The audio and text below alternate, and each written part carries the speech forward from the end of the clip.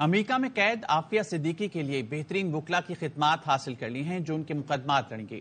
سابق وفاقی وزیر سیفران اور مذہبی امور سینیٹر طلحہ محمود کا کہنا ہے عافیہ صدیقی نے ملاقات میں جیل انتظامیہ کے غیر مناسب رویے اور زیادتی سے متعلق بتایا۔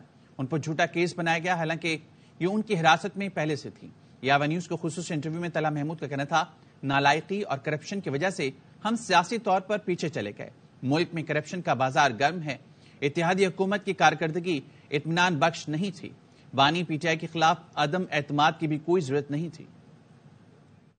صاحب کو ادھر کے تو یہ بتائیں کہ آپ کی کیا ملاقات ہوئی، ان کی حالت کیا ہے؟ میں امریکہ گیا تھا، ان کی جیل ہے جہاں پہ ملاقات ہوئی تھی۔ یہ سارا فیک کیس ہے جس میں بتایا گیا کہ جی یہ اپنا ہم نے ان کو ابھی پکڑا ہے اور ایسا ہے ویسا ہے، ایسا کچھ بھی نہیں تھا۔ وہ ان کی کسٹڈی میں پہلے سے تھی۔ یہ افغانستان گئی تھی؟ وہ یہ کہتی ہیں کہ وہ نہیں گئی تھی۔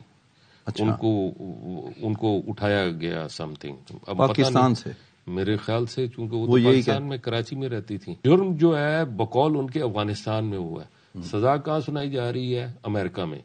اس کے بعد جو ٹرائل ہوا، وہ ٹرائل کے اندر میں ذرا بڑا امپورٹنٹ ہے 86 سال کی سزا دی ہے، جبکہ اگر مان بھی لیا جائے کہ اٹیمپٹ ٹو مرڈر ان کی طرف سے ہے تو 7 سال اس کی سزا ہے۔ جو اس دفعہ میں گیا ہوں وہاں پر میری ان سے ملاقات ہوئی ہے 2 گھنٹے کی، لیکن پچھلی دفعہ تو ہم ساتھ بیٹھے تھے، لیکن اس دفعہ یہ تھا کہ وہ ایک ایسا سیٹ اپ تھا جس میں 2 کمرے تھے اور درمیان میں شیشہ تھا، اور ایک طرف وہ بیٹھی تھی، ایک طرف میں تھا، ریسیور تھا، اور اس کے اوپر ان سے بات ہو رہی تھی۔ سیکچول ابیوزمنٹ کے والے سے انہوں نے بات کی۔ ان کی بہت زیادہ شکایات تھیں جیل انتظامیہ کے ساتھ کہ انہوں نے ان کے ساتھ جو ہے بہت سارے کوئی ایسے اقدامات کیے ہیں جو غیر اخلاقی بھی ہیں۔ وہ بہت زیادہ اس پہ وہ ایمفسائز کر رہی تھی۔ وہاں پہ قیدی جو ہے وہ ان کو جو ہے راستے دیے جاتے ہیں۔ ایک صاحب ہے جس کا بار بار نام لے رہے تھے، اس کی انویسٹیگیشن کی ہے، اس کو 30 کیس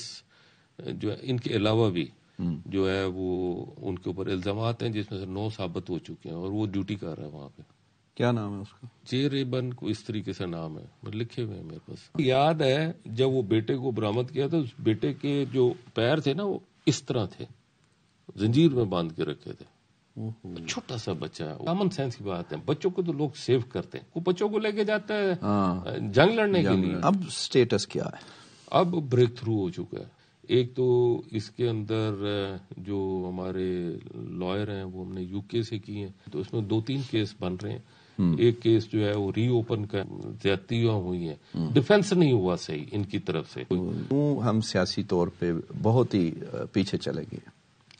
اس میں سمجھتا ہوں ایک وجہ جو ہے وہ ہے انکمپیٹنسی، انکمپیٹنٹ لوگوں کو اوپر لایا گیا۔ دوسری چیز ہے کرپشن، جس میں کرپشن جو ہے وہ پیک پہ تھی۔ آپ کے ملک کے اندر گرم ہے اس وقت کرپشن کا بازار۔ حکومت تھی 13-14 جماعتوں کی، آپ سمجھتے ہیں آپ ان کی اطمینان بخش کارکردگی تھی؟ آپ مطمئن نہیں تھے؟ اس کی وجہ کیا تھی؟ یہی جتنی چیزیں میں نے آپ کو بتائی۔ عدم اعتماد کی بھی ضرورت تھی عمران خان کے خلاف؟ حالانکہ کوئی ضرورت نہیں تھی ضرورت۔ بہتر ہوتا ہے کہ اگر یہ الیکشن میں جاتے تو ان کو ڈیوریشن اچھا ملتا۔ آپ سپورٹ بڑا کرتے ہیں فائنانشیل، اور کچھ لوگ تو جیسے اب ایک ٹرم چل پڑی ہے ATM کی، اس طرح وہ آپ کو کہتے ہیں کہ آپ بھی اسی طرح جمعیت علماء اسلام کو بہت فائنانشیل سپورٹ کرتے ہیں۔ یہ بات درست ہے؟ دیکھیں یہ بات سراسر غلط ہے۔